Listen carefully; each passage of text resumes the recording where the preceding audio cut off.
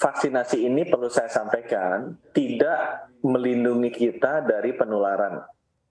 Tapi vaksinasi ini akan melindungi kita kalau tertular, insya Allah nggak masuk rumah sakit dan insya Allah nggak meninggal. Karena kita sudah memiliki antibodi. Tapi virusnya tetap bisa menular. Supaya masyarakat juga paham bahwa kita divaksinasi tetap bisa tertular.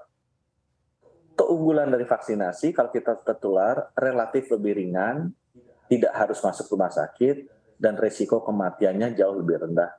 Data yang kita miliki di rumah sakit, kita sudah pelajari dari Januari sampai sekarang, orang-orang yang sudah divaksinasi booster, jadi vaksinasi dosis ketiga, itu memiliki sepertiga lebih kecil resikonya, atau 3,5 kali lah lebih besar daya tahannya untuk masuk ke rumah sakit dan meninggal dibandingkan orang yang tidak booster.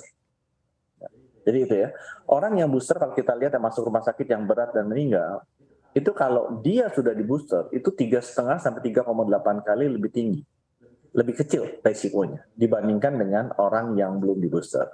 Nah, boosternya kita ini masih 50 jutaan orang gitu ya.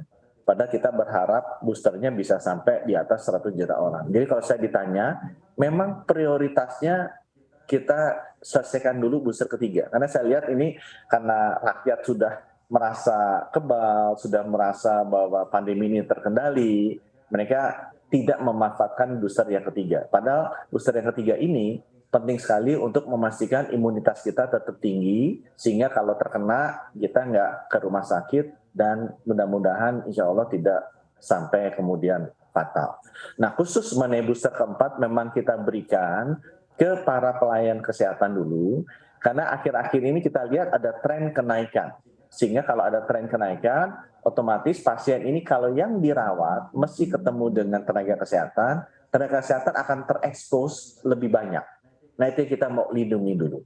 Tapi kita masih melihat bahwa daya tahan imunitas masyarakat kita masih lebih baik. Sehingga kita fokusnya menyelesaikan dulu booster dosis ketiga. Yang sampai sekarang baru sekitar 50 jutaan masyarakat. Okay. Kita harapkan kalau bisa naik di atas 100 juta. Oke, baik. Untuk stok vaksin sendiri seperti apa Pak Budi, dan mungkin untuk anak-anak yang berusia di bawah 6 tahun seperti apa rencana untuk vaksinasinya Pak?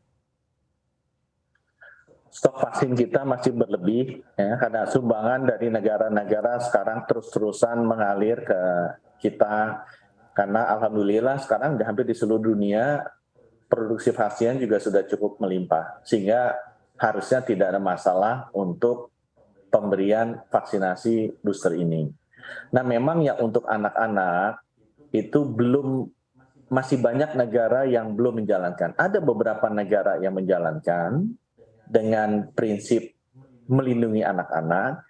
Ada negara-negara yang belum menjalankan karena mereka melihat bahwa anak-anak tuh masih di bawah 6 tahun tuh masih dalam masa pertumbuhan, imunitasnya juga masih terbentuk dan kuat.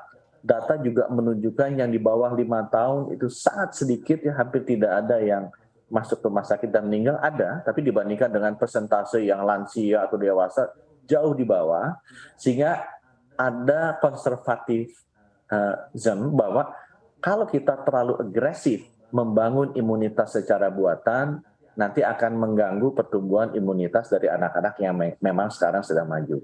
Nah, kita terus berkonsultasi dengan ahlinya di ITAGI untuk memastikan posisi mana yang akan kita ambil. Apakah kita ambil posisi agresif, kita kasih aja semuanya vaksinasi, atau kita ambil posisi yang konservatif, bahwa kita melihat risiko fatalitas dan meninggalnya rendah, sehingga dibiarkan anak-anak ini berkembang imunitasnya secara alamiah. Tapi sebagai informasi, lebih banyak negara yang belum memberikan vaksinasi di usia 1-5 tahun karena pertimbangan ilmiah tadi. Oke, baik.